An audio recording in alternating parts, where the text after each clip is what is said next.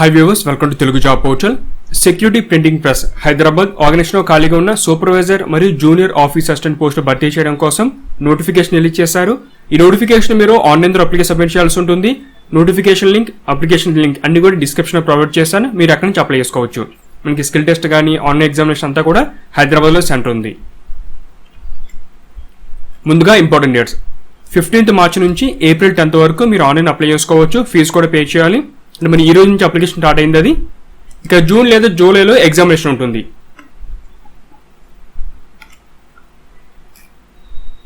Vacancies total ఇందులో మనకి 12 vacancies ఉన్నాయి.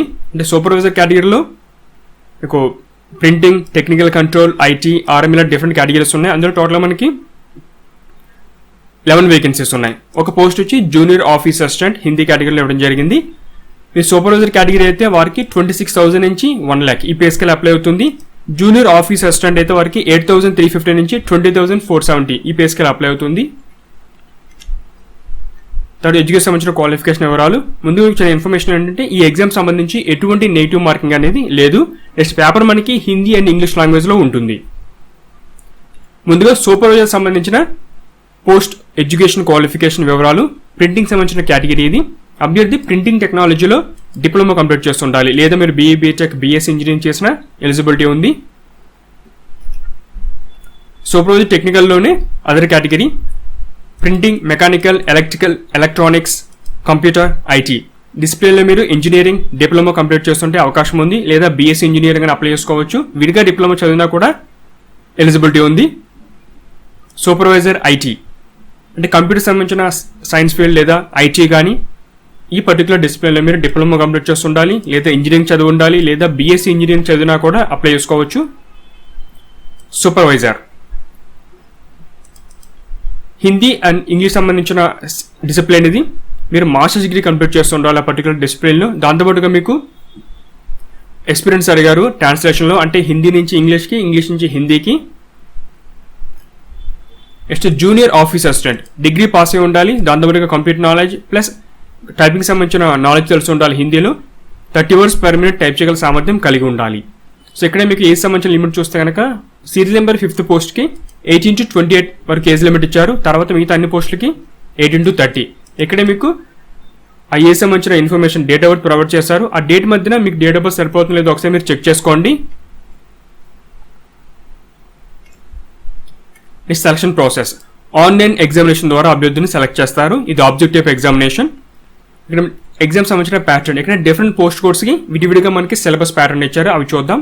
ముందుగా పోస్ట్ కోడ్స్ 1 నుంచి 3 వరకు 120 questions, 150 marks, 2 hours examination time ఇది. సో ఇందులో ముందుగా అంటే ప్రొఫెషనల్ నాలెడ్జ్ 60 questions, 90 marks. మీరు ఏమైతే ఎడ్యుకేషన్ క్వాలిఫికేషన్ ఉందో అది.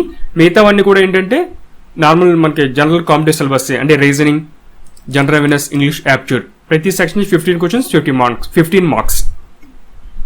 తర్వాత పోస్ట్ కోడ్ వచ్చి మనకి 4th సూపర్వైజర్ ఆఫీషియల్ లాంగ్వేజ్, అంటే జనరల్ అవేర్నెస్ ఉంటుంది, అంటే కంప్యూటర్ నాలెడ్జ్ కూడా కలిపి. ఇంగ్లీష్, హిందీ, డొమైన్ నాలెడ్జ్, అంటే మనకి హిందీ నుంచి ఇంగ్లీష్కి, ఇంగ్లీష్ నుంచి హిందీ మీరు ట్రాన్స్లేట్ చేయగల సామర్థ్యం వైస్ వర్సా ఉండాలి. సో వాటికి సంబంధించిన ఆ డొమైన్ నాలెడ్జ్ ఇది. So 120 questions, 120 marks, 2 hours time ఇది. ఆ తర్వాత పోస్ట్ కోడ్ వచ్చి 5. ఇందులో మనకి ఏంటంటే జూనియర్ ఆఫీస్ అసిస్టెంట్ హిందీ సంబంధించిన పోస్ట్.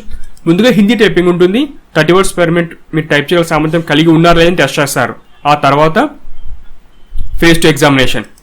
జనరల్ సిలబస్ మనకి ఇది. రీజనింగ్, యాప్ట్యూడ్, మనకి ఇంగ్లీష్, జనరల్ అవేర్నెస్ ఉంటుంది. 120 questions, 120 marks, 2 hours time. Next మనకి ఫీజు. ఈడబ్ల్యూఎస్ జనరల్ ఓబీసీ వారికి 600 rupees ఫీజు ఉంది. మిగతా వారందరికీ 200 rupees ఫీజు పే చేయాలి. Next important documents. మీరు ఆన్లైన్ అప్లికేషన్ భాగంగా మీ ఫోటోగ్రాఫ్, సిగ్నేచర్, అదేవిధంగా మనకి left thumb impression, hand return declaration ఇవన్నీ మీరు అప్లోడ్ చేయవలసి ఉంటుంది. ఇక్కడే ప్రతి డాక్యుమెంట్ యొక్క వాటి యొక్క డైమెన్షన్ ఎంత, ఏ ఫార్మేట్లో ఉండాలి, సైజు మొత్తం మెన్షన్ చేశారు. ఈ విధంగా మీరు మాడిఫై చేసుకొని ఆన్లైన్ అప్లికేషన్ అనేది స్టార్ట్ చేయండి. ఇది ఫ్రెండ్స్ మనకి SPMCL హైదరాబాద్ సంబంధించిన జాబ్ నోటిఫికేషన్ సమాచారం. ఆసక్తి ఉన్న వారు అప్లై చేయండి. మీ ఫ్రెండ్స్ కూడా వీడియోని షేర్ చేయండి. Latest job notification, online application process తెలుసుకోవాలంటే ఛానల్ని సబ్స్క్రైబ్ చేసుకోండి. అప్డేట్స్ కోసం బెల్ బటన్ ప్రెస్ చేయండి. Thanks for watching.